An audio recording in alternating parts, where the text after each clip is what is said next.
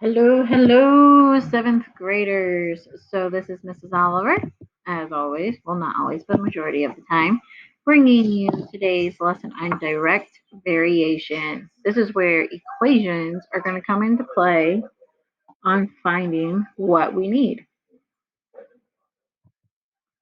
Okay, so we will use direct variation to solve problems, which also means we're going to use direct variation to write our equations to solve the problem a given.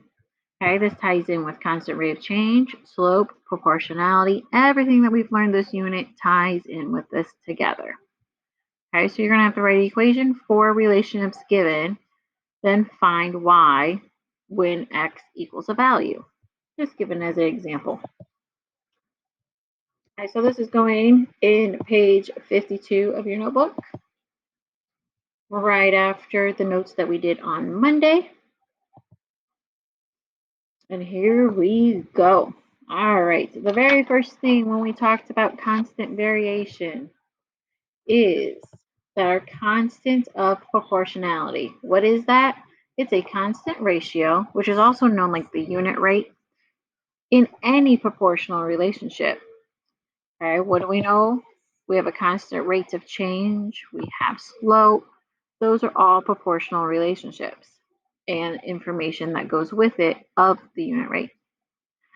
So when the two quantities have a constant ratio, the relationship is called a direct variation. This is a fancy way of saying it's proportional. Okay? If it's proportional, it is a direct variation using the constant ratio that they have. We can use that to write our equation. If k, our direct variation, equals whatever y divided by x is, that is our constant of proportionality. We then use that to write our equation of y equals k times x. Remember, x is a variable, but so is y. K is where our number value of our constant ratio will go. Okay, so make sure you know this equation of y equals k times x. We are going to use that multiple times today. Well, throughout the whole thing. So let's look at our first example. Alrighty. So we have determine the relationship is proportional or has a direct variation. So basically, when it says determine if it is a direct variation, we're asking, is this proportional or not? If it is, we have to write the equation representing the relationship. Okay. Well, remember, how do we find out if it's proportional? To find out if it's proportional, we first need to know that this is okay. This is my x, and this is my y. To find out if it's proportional, we have to take y's and divide them by x. If they're all the same number, it's proportional. If they are different, then it is non-proportional. So I have to take my 22, so that's my y, and divide it by 3. We get 7.3. Then take your 24 and divide it by 6. Y equals 4. 25 divided by 9 is 2.8. And 27 divided by 12 equals 2.25. Now, are these numbers the same? No, they are not. Okay, so that's where we then come up with our answer. Okay, we are not constant.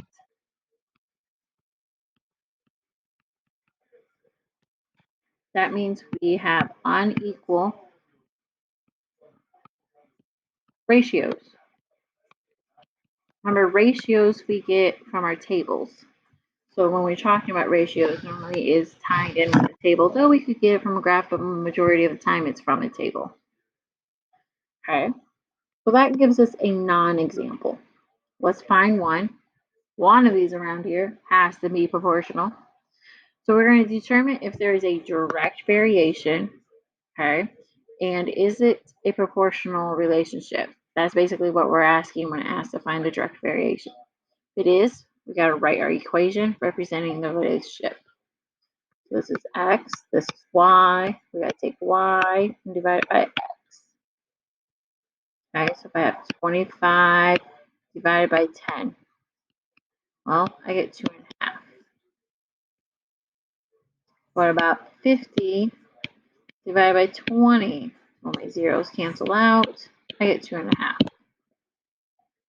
75 divided by 30, 2.5. I have $100. I'm splitting between 40 people. They each get 2.5. So are our numbers all the same? So I got 2.5 every time. Okay. So yes, it's proportional.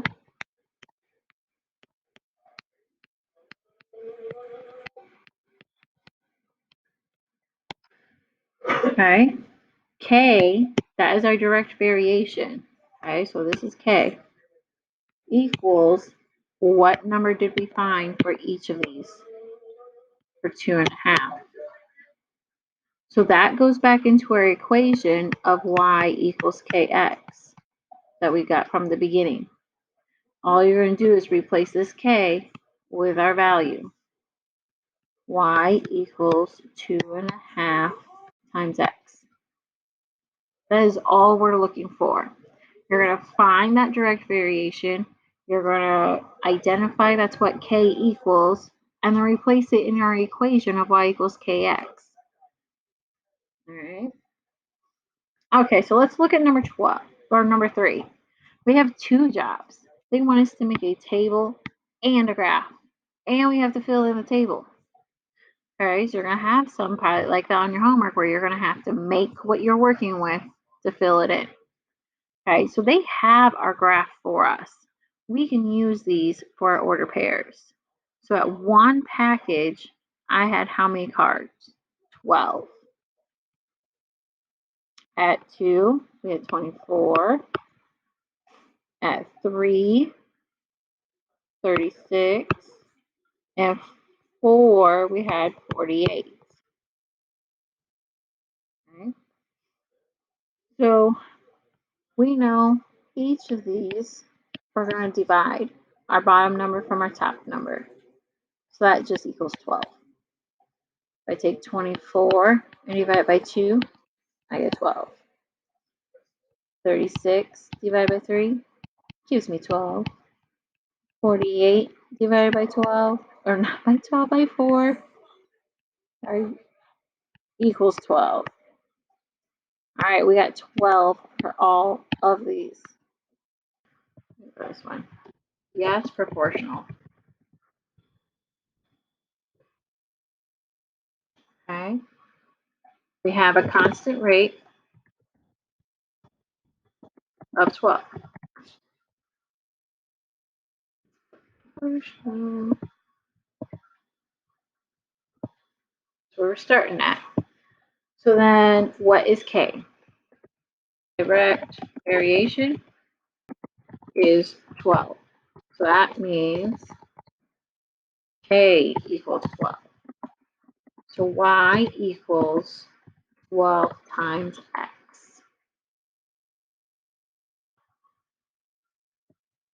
And that is how we get our equation. Right? You're looking for, that was a horrible line. A little bit harder when it's on your screen. Okay? You're looking for whatever number they all have the same. Now here I could even look at my graph. I go up 12 over 1, up 12 over 1, up 12 over 1, up 12 over 1. So the slope is kind of showing me the constant rate of change. It's showing me the direct variation. Okay, these are all tied in together. All right, so what we need to do now is look at these 3 at the bottom. We want to know, is there a Determine if each linear relationship, so it means they are a straight line, but is there a direct variation? If so, state what our constant proportionality is. So when we do this part here, we're going to put k equals a number. Okay? It's not asking for the equation now. So we can go straight into just stating yes or no. And what is k equal if it's yes? Okay? Now when we have our tables, remember x is left, right is y. We're always still taking our y and dividing it by x. So if I have 3 over 2, that equals 1.5. Oops. 1.5. If I take 12 and divide it by 8, I get 1.5. 28 divided by 16, and I got to do them all. If there is just one off, then it is not a constant. Because look here, this one actually gets me 175. So this one is a no, is not have a direct variation. All right, let's switch back to blue. Okay, so now we need to do our x, y. So I'm going to take 65 divided by 1. Well, it just gives me 65. Okay, number 2, or not number 2, but the next ordered pair, take 130 divided by 2. I get 65. And 195 divided by 3. We get 65. So this one, this time, we yes have a direct variation. So that means k equals 65. If it had asked for equation, that's what I would replace k with, and y equals kx. All right, let's look at the next one, number 6. Let's switch back to purple. Take our cost, divide it by pounds. So 225 divided by 3. That gives me 75 cents. 450 divided by 6. That gives me 75 cents. 675 divided by 9. That gives me 75 cents. So is this yes or no? Well, they're all the same number. So it is yes. It has a direct variation, and a direct variation equals not 65. That was my last one. 75 cents. All right. Okay, so flip over. We have 2 more problems on the back. We got 2 word problems. 2 pounds of cashews cost $5. That's for 2 pounds. 3 pounds cost $7.50. So here we could be filling in our table already. I know 2 pounds is $5. 3 pounds is $7.50. 8 pounds is $20. Okay, what does it want us to do? Determine if the relationship between the number of pounds of cashews and the cost is a direct variation. So do they make a constant ratio to be proportional? If so, write an equation so that you can find the cost for 10 pounds. So we got multiple jobs to do here. We got to find out if all of these make the same number when we make them into ratios. We have to find out if there's the direct variation to write the equation, then use that equation to find out the cost for 10 pounds. Okay? All right, so let's get to work. 5 divided by 2. That's 2.5. Okay, or $2.50 per pound. Okay, if I had $7.50, I'm dividing that by 3, I get $2.50. Then 20 divided by 8 gives me $2.50. Okay, so is there a direct variation? Yes. Okay, the direct variation is at $2.50 per pound. Okay, so that answered that question for me. Oop, did I spell pound? Okay, my N looks like R. Then we need to write our equation. Remember that is y equals something times x. What's that something? This 250. Our next job, what is it for 10 pounds? Okay, so we have to replace x in our equation with said pounds of 10 bucks or 10 pounds. Okay. Well, 10 times any number means I have to move my decimal over once. So then y equals 25. So what is the cost?